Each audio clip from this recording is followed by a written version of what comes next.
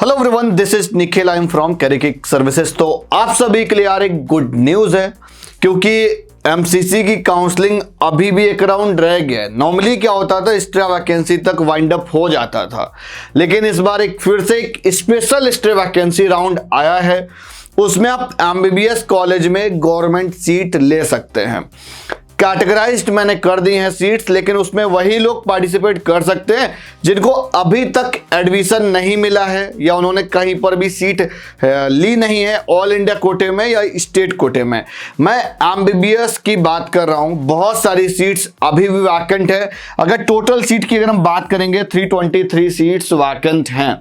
अब मैंने यहाँ पर कैटेगरी वाइज इसलिए रखा हुआ है ना, क्योंकि आप थोड़ा सा अपना आइडिया लगा सकते हो, बिकॉज ऑल इंडिया काउंसलिंग में भी रिजर्वेशन है। ऑल इंडिया काउंसलिंग की जो होगी वह एमसीसी की वेबसाइट पे होती है, mcc.nic.in पर। तो एक यार यहाँ पर बैड न्यूज ये कि नए लोग नहीं रजिस्टर कर सकते हैं। रजिस्टर वही लोग कर सकते हैं जो ऑलरेडी जिन्होंने इनरोल कर रखा था, उसी के आगे से प्रोसेस स्टार्ट होगा। अगर आप लोगों ने रजिस्ट्रेशन कर रखी थी एमसीसी में स्टे वैकेंसी राउंड में, है ना, मॉपअप राउंड के बाद जो हुआ था, तो उसके अकॉर्डिंग आप कंटिन्यूअस आप इस काउंसलिंग में भी रजिस्टर कर सकते हैं। आप आगे के लिए पार्टिसिपेट कर सकते हैं। करना क्या है, आपको 50,000 रुपीज का एक सिक्योरिटी डिपॉजिट देना है।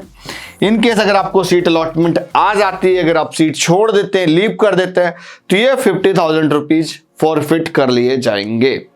हाँ, आपने पहले भी कुछ ना कुछ सिक्योरिटी अमाउंट डिपॉजिट कर रखा होगा, लेकिन ये भी करना है आपको फिर से। अब शेड्यूल क्या है और प्रोसेस क्या रहेगा, तो प्रोसेस तो क्लियर हो गया। न्यू रजिस्ट्रेशन होने नहीं है, ऑलरेडी जो इनरोल्ड है उनको बस पेमेंट करनी है और देन चॉइस फिलिंग करनी है। तो सिक्योरिटी अमाउंट पे डिपॉजिट करना है और चॉइस फिलिंग हो जाएगी बस, है ना। और choice filling locking at all. तो एक बार मैं आपको शेड्यूल दिखा देता हूं, एकदम लास्ट चांस। अगर आपने यहाँ पर इनरोल कर रखा था, बिल्कुल मत मिस करना, है ना। शॉर्ट में बता देता हूं। अब आ जाते हैं वेबसाइट पे सिंपली। अब देखो, वैकेंट सीट का नोटिस यहाँ पे दे रखा है। अब आपको हम सबसे पहले दिखा दें इनका शेड्यूल क्या है। शेड्यूल ये आपको स्क्रीन पर दिख रहा होगा, है ना। तो सबसे पहले 20 अप्रैल से 21 अप्रैल 3 PM तक की फैसिलिटी दे रखी है, 21 तक, है ना। तो ये अपनी फीस वगैरह जो है, पेमेंट फैसिलिटी है, जो 50,000 रुपीज़ की जो हम लोग बात कर रहे हैं, वो आपको डिपॉजिट करना होगा। चॉइस फिलिंग एंड लॉकिंग तक का डेट थोड़ा सा एक्सटेंड कर गया है, 11/59 तक है।